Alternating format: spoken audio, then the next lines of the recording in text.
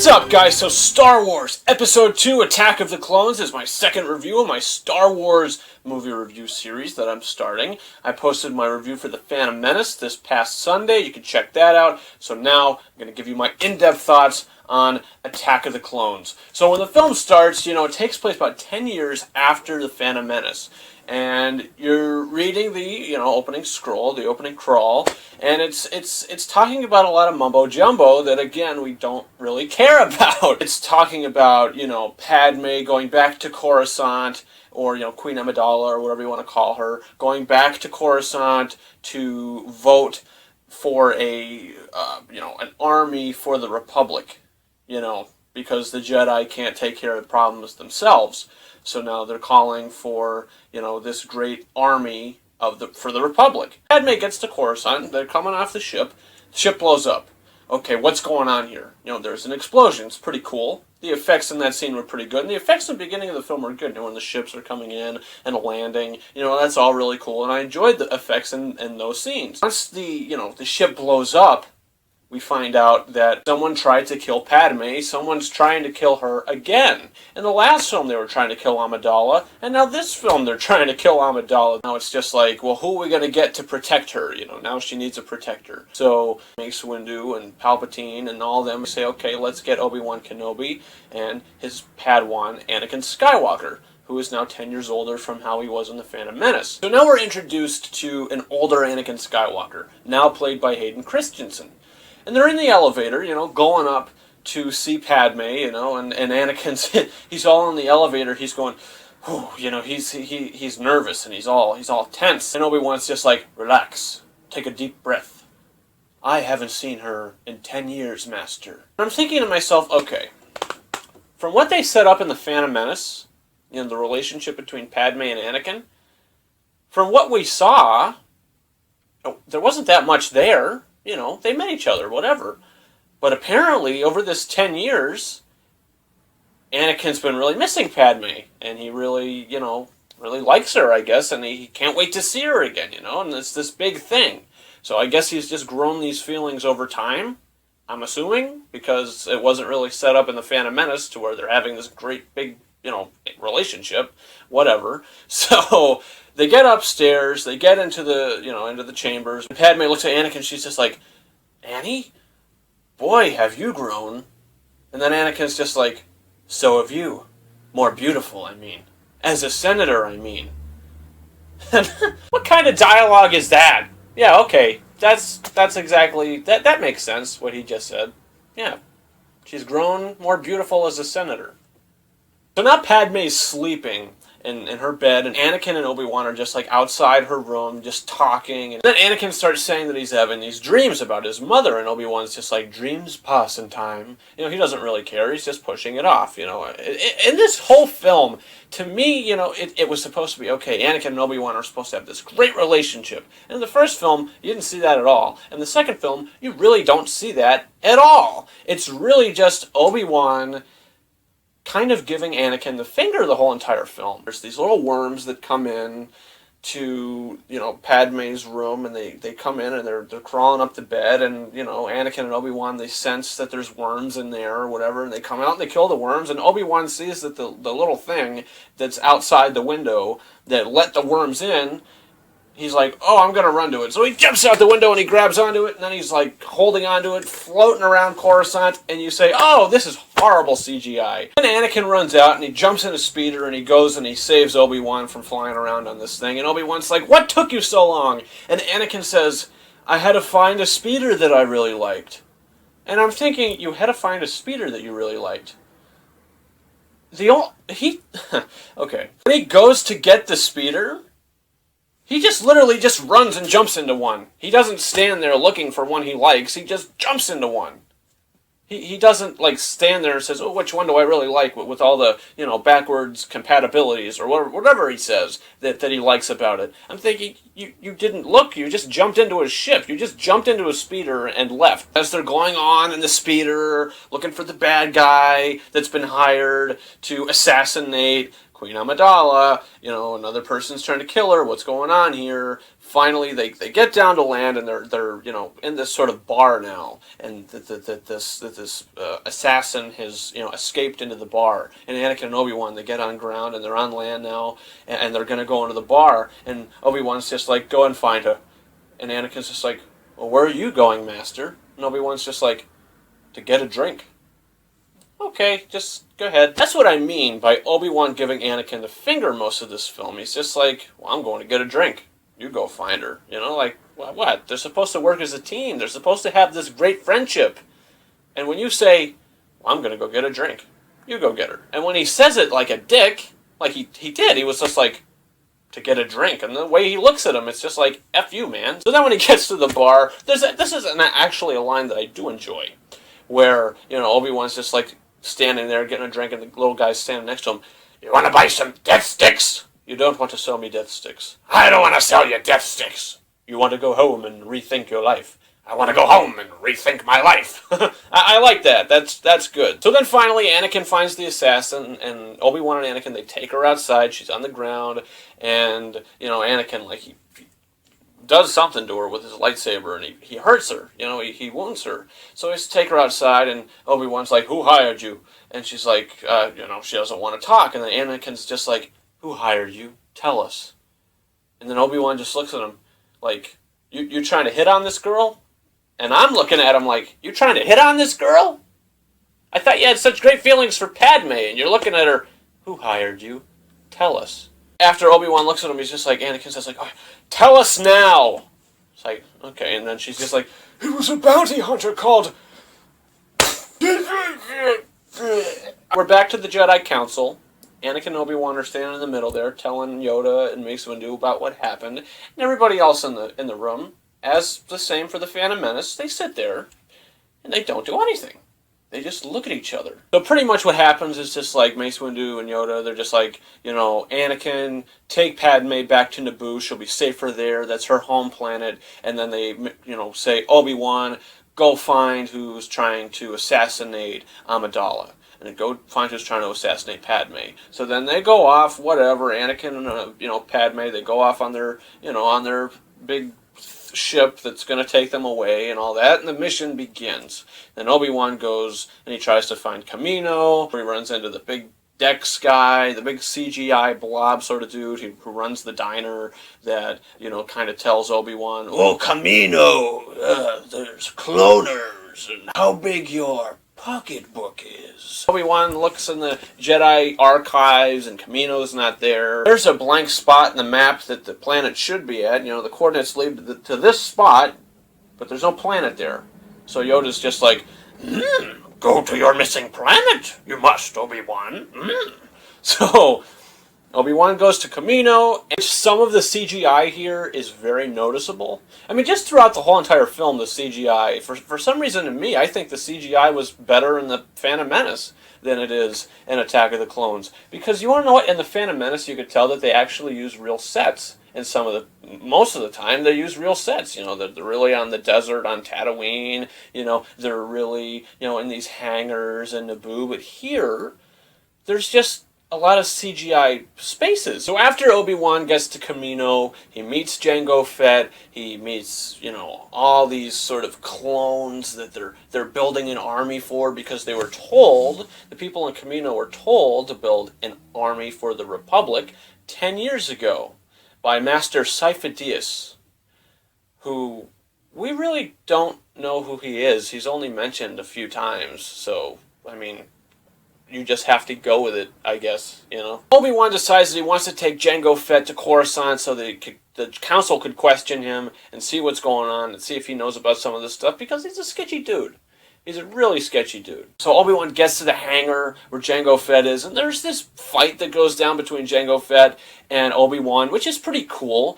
Just the way that they're, fighting, and it's raining, and it's pretty epic. The score by John Williams in the scene is really good as well. And I enjoyed it. And, it was pretty good action scene, to be honest with you. But the only thing that really bugs me about the end of this scene, Jango Fett gets on his ship and he flies away.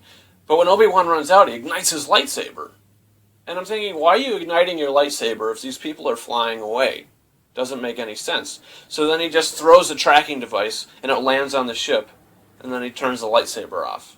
Literally, the lightsaber's on for maybe 6 seconds. That's it. It's bzz, bzz, like it didn't need to be opened. And then Obi-Wan gets on his ship, and he goes, and he's tracking Jango Fett, and then they're in this asteroid field, which was pretty cool. You know, just the sound effect that, you know, the kind of the things that Jango Fett releases from his ship to blow up Obi-Wan. He tries to kill him with, you know, how they just kind of go boom. Obi-Wan doesn't get killed. He hides and he kind of clones his ship on one of the asteroids. So then Jango Fett thinks that Obi-Wan is dead. So then he goes down to Geonosis. So then Obi-Wan's just like, okay, well, I'm still going to follow you. So he goes down to Geonosis and he gets out of his ship and he finds this big droid factory. And he's like, okay, well, there's some serious stuff going on here. There's a droid army being created by... That's when we meet Christopher Lee as Count Dooku. And he's not really a menacing character, really. I mean, he's just sort of not as menacing as Darth Maul. He's just sort of this old man who, you know, is the leader of all this stuff. And, you know, it's you know, there's not a lot of tension. Throughout the whole entire film, there's really no tension where there should be. But there's none. After Obi-Wan finds this droid factory, he goes back to his ship and he's trying to contact Anakin. Now let's get back to that, because I didn't really talk much about that. Anakin and Padme, what are they doing during all this? Well, nothing that I really care about. It's supposed to be a lot of romance and, you know, a lot of, you know, a developing love story between these two, and just the writing is really bad. I mean, they get to Naboo, and they're standing over the water, you know, they're in that nice setting. Padme is just telling Anakin a story about how her and her friends, they went and, you know, they went and were swimming and all that, and they were drying themselves on the sand and everything, and then Anakin's just looking at her. One of the worst lines in the whole entire saga, he looks at her creepily, and he goes, "I don't like sand. It's coarse, it's rough, and it gets everywhere. Unlike here, everything's soft and smooth." Then he starts putting his hand on her back. Keep in mind, her back, you see her back. The dress she's wearing, there is absolutely no back on it. So he's just rubbing his hand on her back. And it's creepy. And he's looking at her with those pedo eyes. And she's looking back at him. And then they kiss for a few seconds. And then Padme's just suddenly just like, oh no, I shouldn't have done that. Mm-mm. And then the look that Anakin gives after Padme just goes, nope, shouldn't have done that. Anakin's look is hilarious. I didn't notice this, but his face afterwards is like he just tasted something really bad. And he's like, you know how in the movie Forrest Gump, how every time they take Forrest Gump's picture, and you know how he looks in those pictures, he's kind of like, you know, that weird face he makes? Anakin does pretty much the same exact thing in this scene. I burst out laughing because it's just funny, the face he makes. He's going...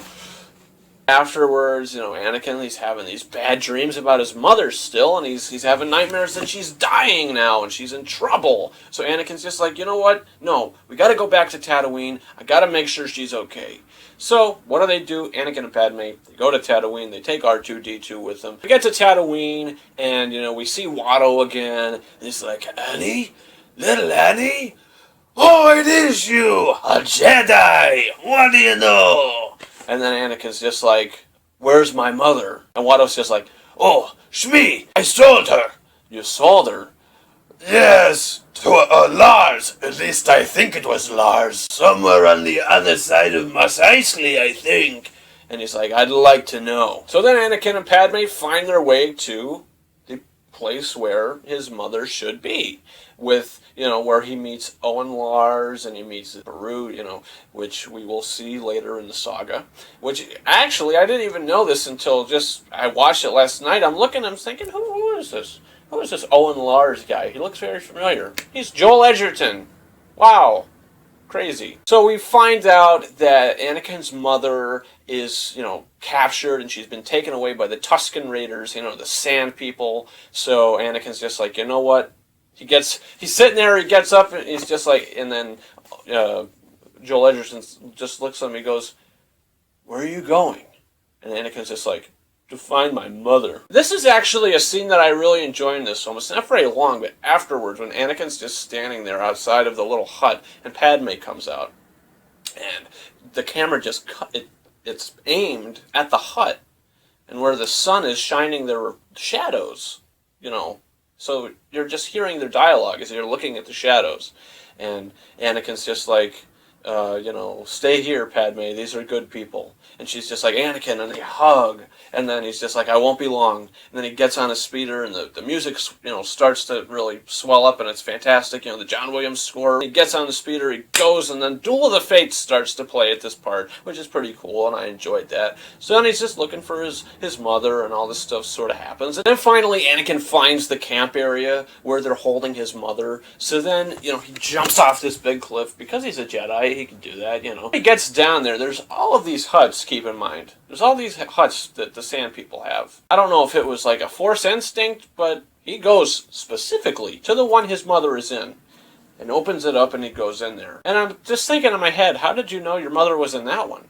Like, it wasn't explained. It was just like, "Oh, I got lucky." But he was confident. He walked up to that hut, and he took his lightsaber out, and he got in there. So he finally gets in there. Another good scene in this film is where he's just holding his mother who's just dying. And Hayden Christensen is fine in the scene. I think his performance is great in this scene, actually. He's just holding Shmi, she's just looking at him, and she goes, "Annie?"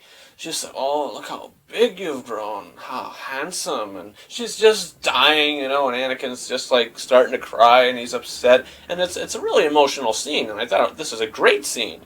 So finally, Shmi's just like, I love. And then Anakin's just like holding her dead body, and you could feel that anger raging in him, which was great, and I love that. And then the music just, and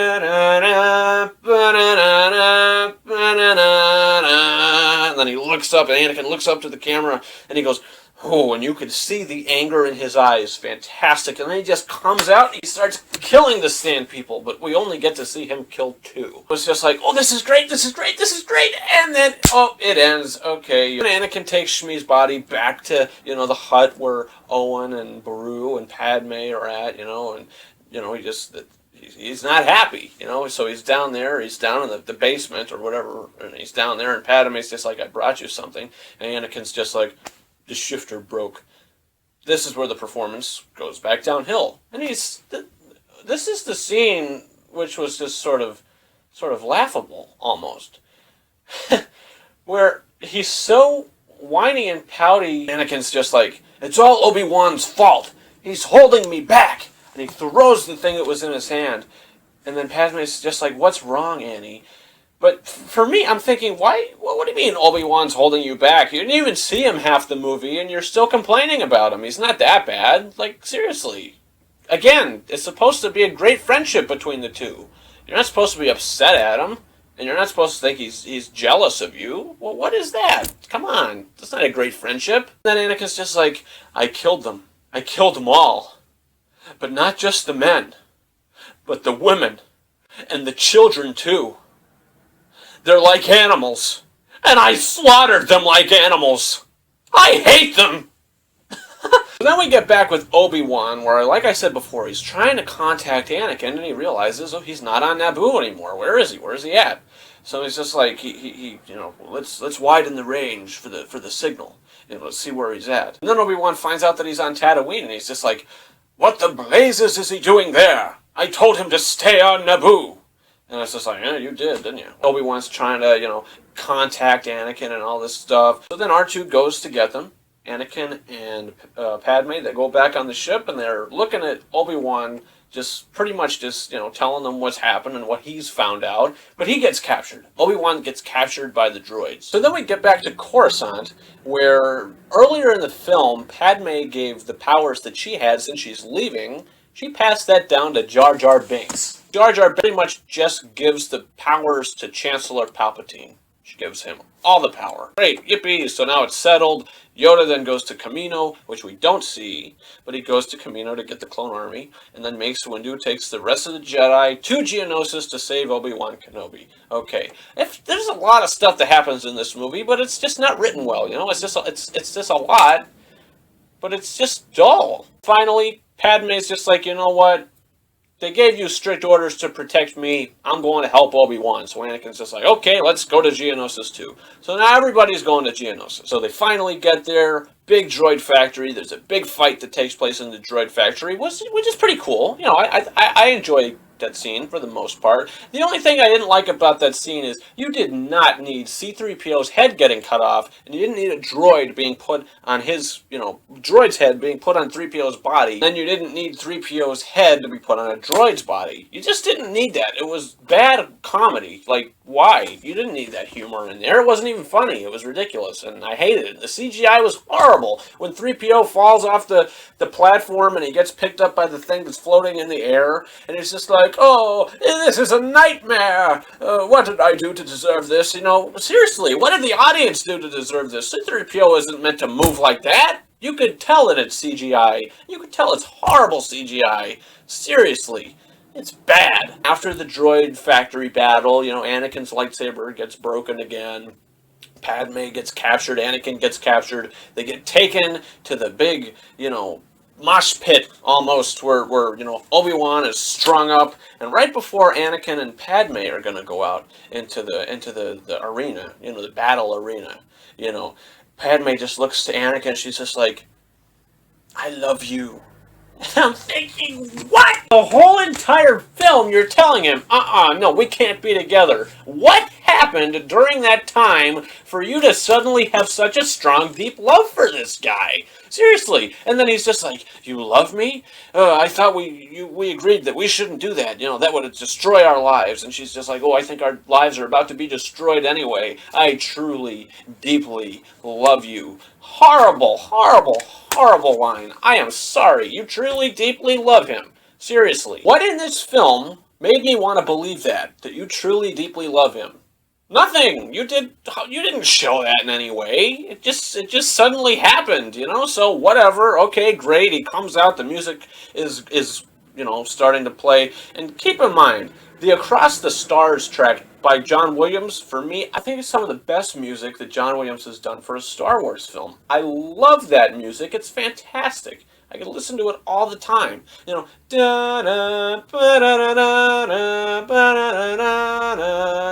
love it. It's fantastic. It's a great music.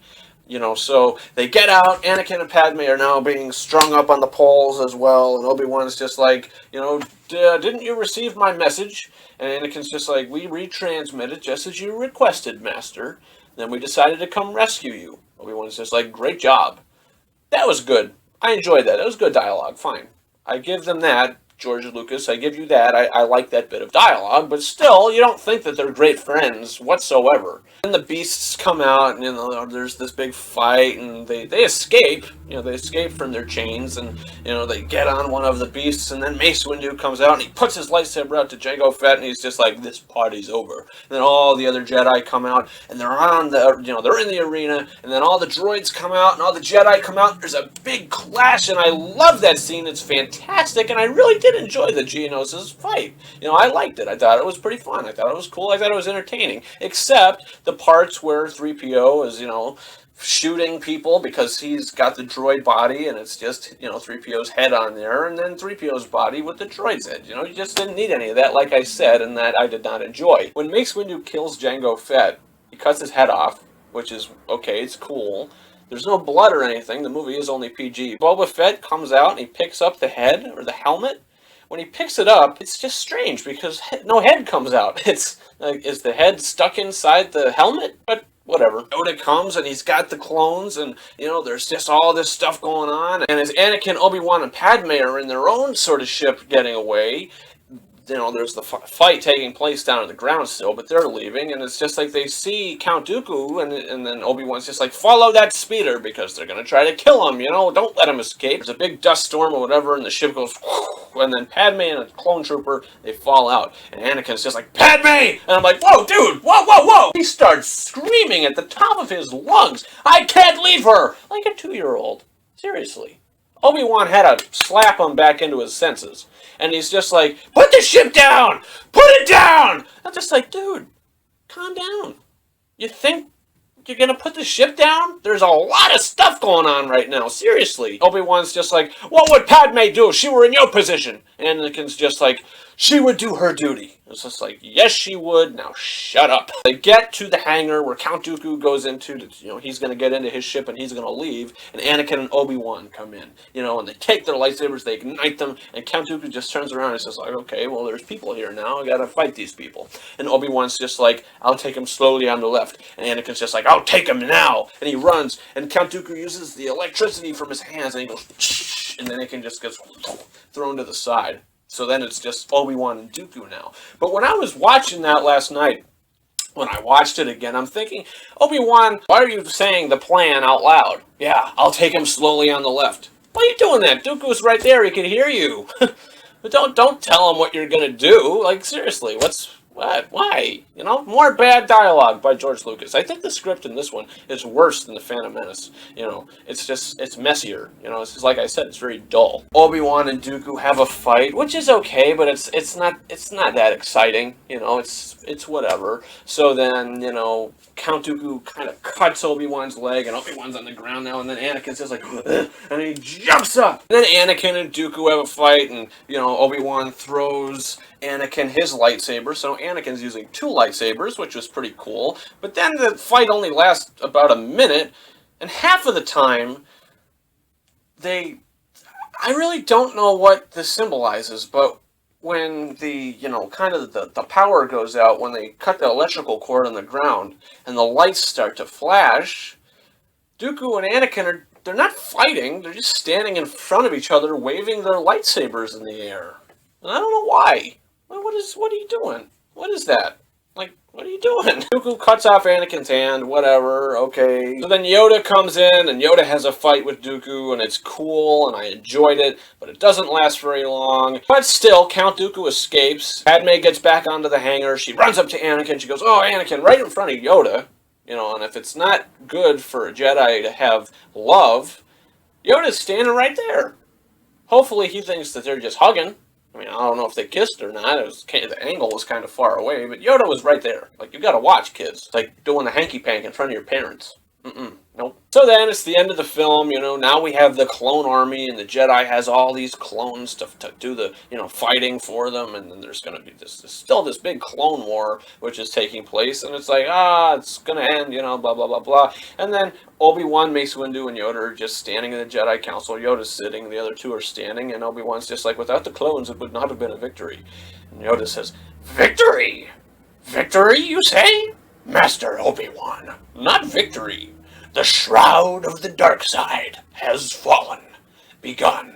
The Clone War has. And then the Imperial March theme starts to play as we see all the clones just getting on the ships, just going off till we could assume to battle. And it's just like, all right, well, now there's a big fight that's going to happen. Okay, cool. But we don't really see it in any of the film, not even in the next film. We don't really see the Clone Wars. You have to watch that in the animated series. But I think it would have been cool if we saw it in the films. I mean, not just the Geonosis battle, but I think it would have been cool if we saw the Clone Wars in the film. Then Anakin and Padme, they get married, and the music, again, the Across the Stars music is fantastic. And then it ends. The movie's over. That's it. And once the movie ends, it's just like, okay, you're not going, oh my God, that was fantastic, because it really wasn't. It's very dull, it's very bland. It's not exciting. It's just like, you're just watching it. But for me, I like the Phantom Menace more, watching them, now. I do like the Phantom Menace more, but this one, it's, like I said, it's like a guilty pleasure for me as well. I feel the same way about the Phantom Menace. I know they're not really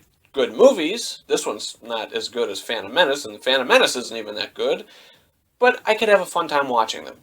It's just like mindless entertainment.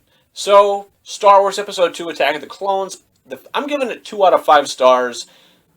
it's not that good. It's very bland. The CGI is not that good. The only really good thing about this movie is the score by John Williams, which is fantastic. And then some of the effects and some of the scenes are good, but for the most part, it's a very dull movie. Guys, what do you think about Attack of the Clones? Comment your thoughts in the comment section and tell me what you think about it. Also, you could subscribe to this channel because this coming up Friday, a week today, I'll be posting my review for Episode 3, Revenge of the Sith, so you can check that out. Also, The Hunger Games Mockingjay Part 2 is coming out. I'll review that. Blu-ray unboxing is coming up in the future on this channel. You have Ant-Man on December 8th, and you have Ted 2 on December 15th. Guys, that's about it. Thank you very much for watching, and I hope you subscribe. Over and out. Begun this Clone War has